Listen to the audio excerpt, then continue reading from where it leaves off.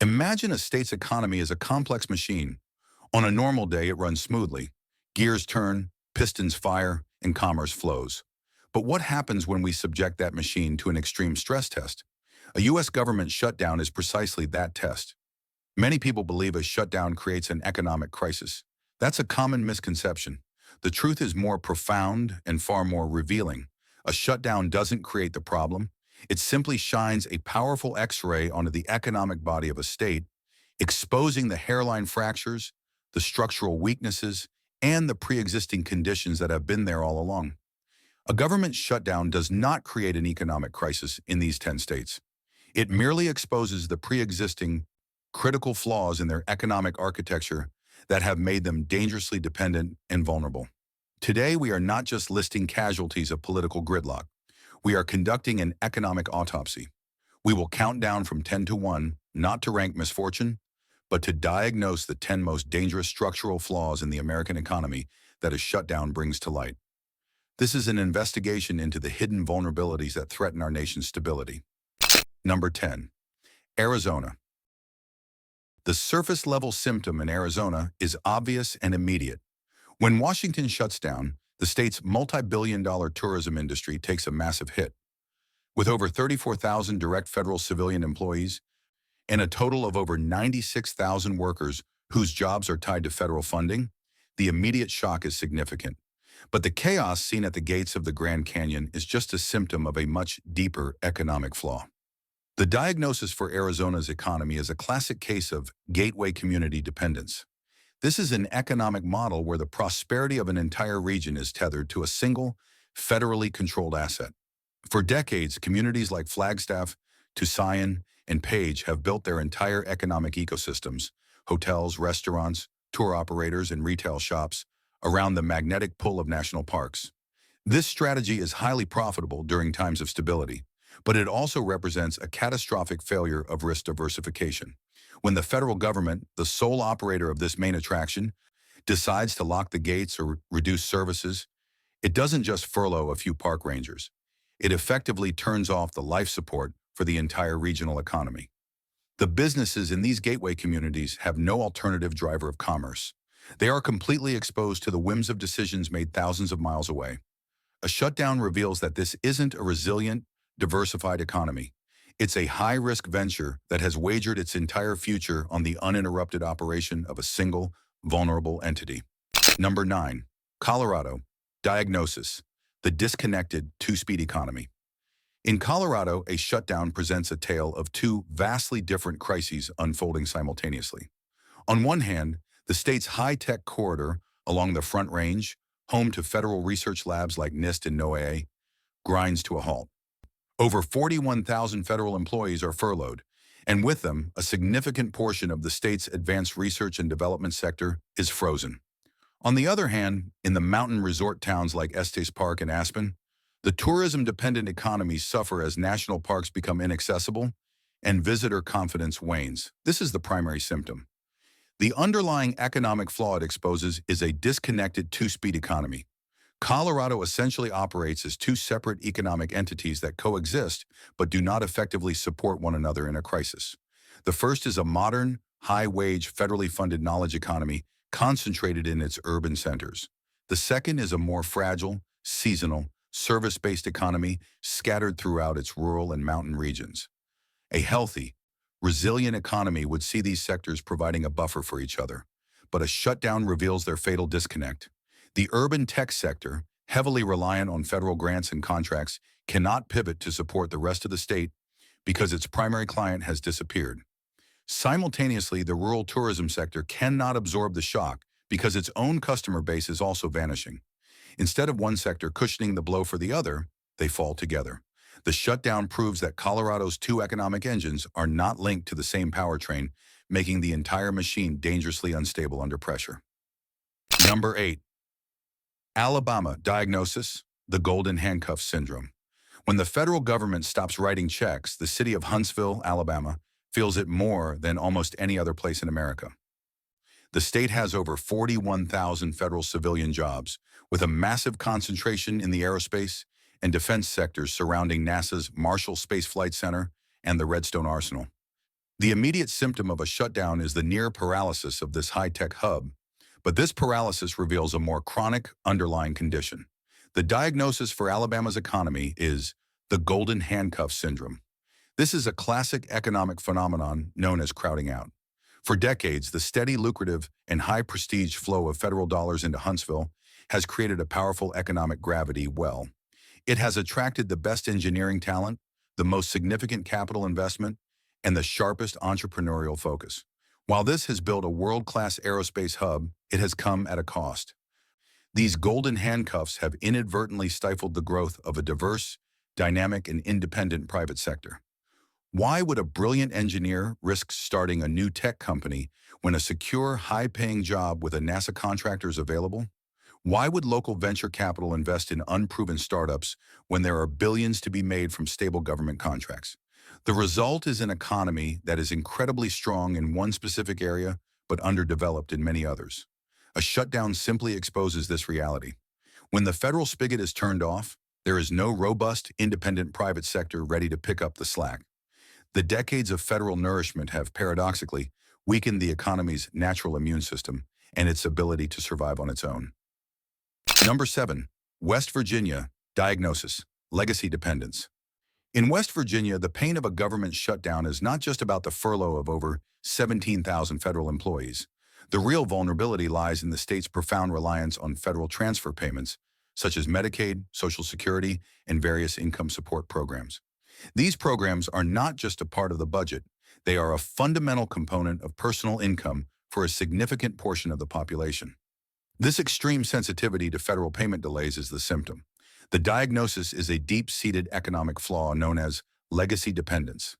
This condition is rooted in history. With the catastrophic decline of its once dominant coal industry, West Virginia was left with a massive economic wound.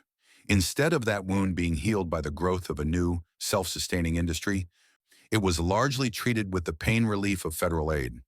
Over time, this has created a structural dependency. Federal funds in West Virginia are often not an investment in future growth, but rather a life support system for an economy that has lost its primary engine. The state's economy has shifted from one of production to one of reliance on external subsidies. A shutdown acts as a cruel diagnostic tool. It reveals that the state's economic health is not being generated from within. Instead, it is dependent on a consistent infusion from an external source. When that infusion is paused, the economy doesn't just slow down. It shows signs of systemic failure. This isn't a temporary problem caused by politics. It's the exposure of a long-term, unresolved economic trauma. Number 6. Mississippi. Diagnosis: the low investment trap. Mississippi's vulnerability to a shutdown is immediately visible in the delay of critical infrastructure projects and the strain on its public services. With roughly 19,700 federal civilian employees and a high poverty rate, the state is heavily reliant on federal grants for everything from agriculture to transportation. This reliance is the surface-level symptom.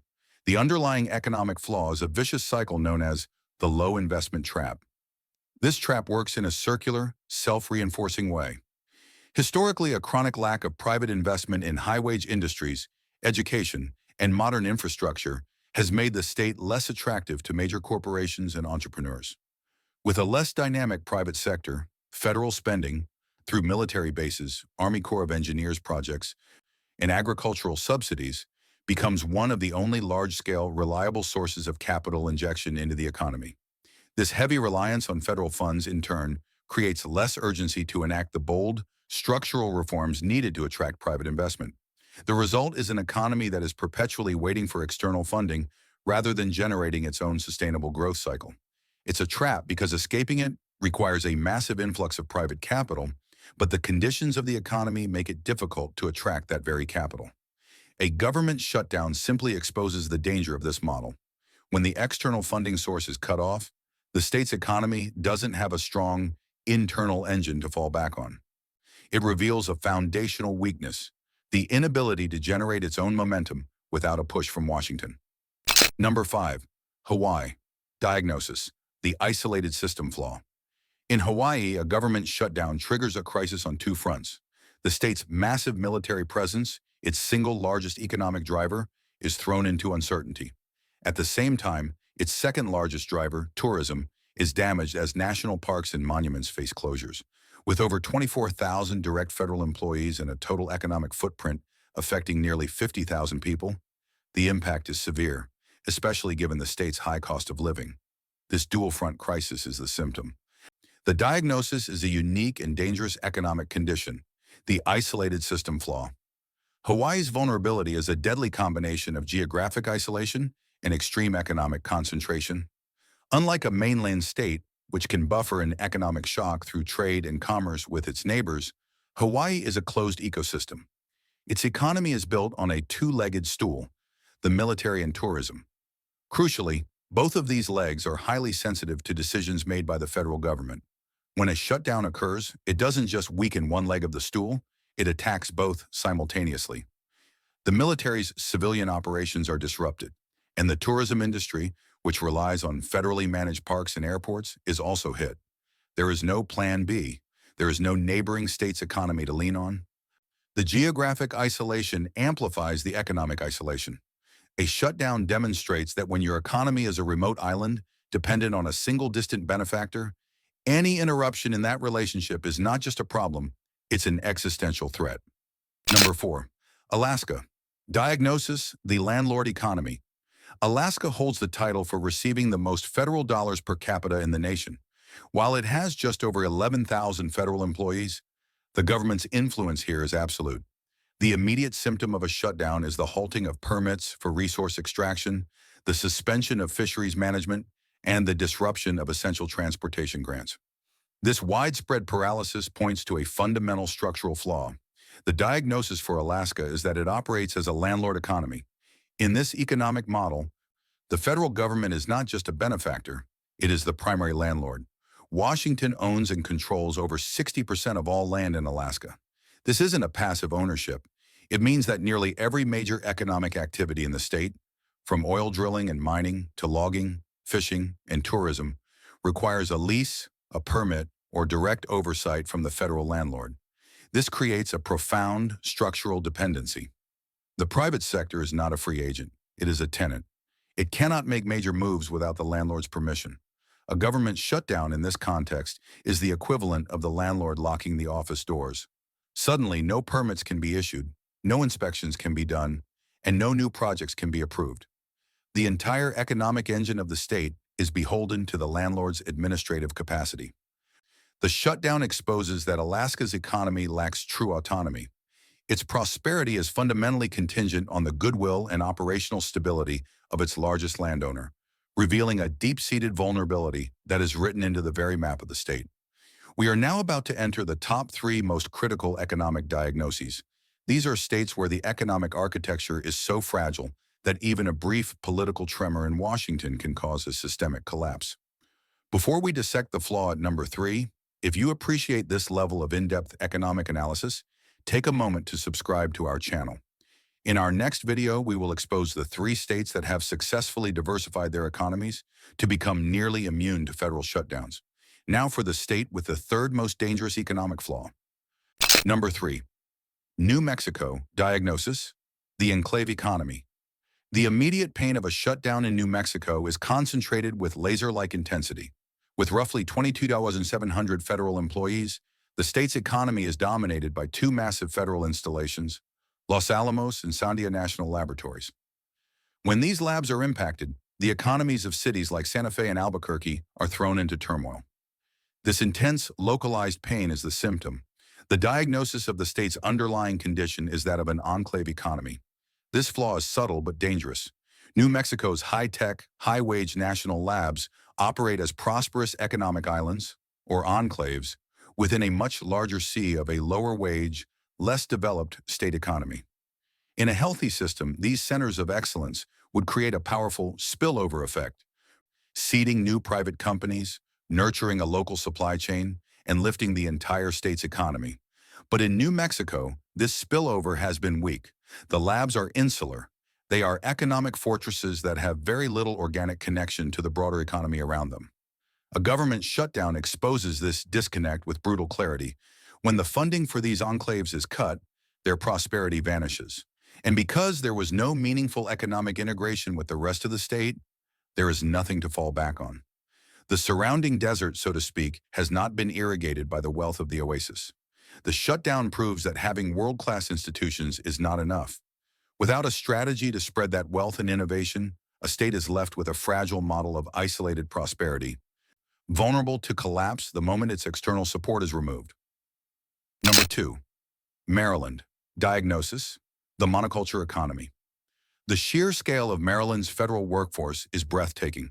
With over 144,000 direct federal civilian employees and possibly as many as 160,000, the state is home to a dense concentration of America's most critical agencies: the NIH, the FDA, the NSA. When a shutdown happens, the economic impact is not a ripple, it's a tsunami. This overwhelming systemic shock is the symptom. The diagnosis is a textbook case of a monoculture economy. In agriculture, a monoculture is when a farmer plants only one type of crop. This is extremely efficient and profitable when conditions are perfect, but it is catastrophically vulnerable to a single disease or pest. Economically, Maryland has done the same. In the counties surrounding Washington, D.C., an entire economic ecosystem has evolved to cultivate and serve a single crop: the federal government, the real estate market, the retail sector, the professional services industry, even the school systems. All are calibrated to the rhythms and demands of this one client. This lack of economic diversity is a massive structural flaw. A government shutdown is the pest that this monoculture is uniquely unable to defend against. When the sole customer stops buying, every part of the supply chain collapses simultaneously. There are no other major industries to absorb the shock. There is no economic diversity to provide resilience. The shutdown reveals that the state's impressive economic output is not a sign of robust health, but of a dangerous, hyper-specialized dependency. It's a structure built for maximum efficiency in a stable world, but maximum fragility in a volatile one. Number 1. Virginia. Diagnosis: the symbiotic economy. And finally, we arrive at number 1, Virginia. On the surface, it shares many symptoms with Maryland. It has the highest number of federal civilian workers in the nation, at over 147,000. It is home to the Pentagon in a vast constellation of federal agencies, and it is surrounded by a massive ecosystem of defense and technology contractors. The chaos of a shutdown here is absolute, but the underlying economic flaw is the most advanced and dangerous of all. The diagnosis for Virginia is that of a symbiotic economy, and it represents the final, most perilous stage of federal dependency. In this model, the line between the public sector and the private sector has been effectively erased. The defense contractors of Northern Virginia are not merely vendors to the government. They are an integrated, inseparable part of it. Personnel, funding, and culture flow seamlessly between the Pentagon and the corporate campuses of Arlington and McLean. A former general becomes a C-suite executive. A government project manager is hired by the very contractor they used to oversee. This creates a symbiotic relationship where each side is completely dependent on the other for its existence. A government shutdown, therefore, is not an external shock to the system. It is an autoimmune disease. The system begins to attack itself. The private sector cannot rescue the public sector because for all practical purposes, they are the same entity. The flow of money doesn't just stop from the government to the companies. The entire circulatory system of the regional economy seizes up. This is the ultimate vulnerability. It's a structure with no firewall, no redundancy, and no escape hatch. A shutdown exposes the fact that in Virginia, the public and private sectors are not two pillars holding up an economy. They have merged into a single column, which, when it cracks, brings the entire structure down with it. From Arizona's reliance on a single tourist attraction to Virginia's fatal economic symbiosis, a clear pattern emerges. A government shutdown is a political fever that reveals the underlying health of a state's economy. The chaos and financial pain are merely the symptoms. The true diseases are structural: a lack of diversification, a history of unresolved economic trauma, and an over-reliance on a single, powerful benefactor. These 10 states are not just victims of a political fight, they are case studies in economic fragility, and their vulnerability serves as a warning for the entire nation. This brings us to a critical, forward-looking question. Beyond the immediate crisis of a shutdown, which of these underlying economic weaknesses do you think poses the greatest long-term threat to America's stability, and why? Join the discussion in the comments below. Thank you for joining us on this investigation.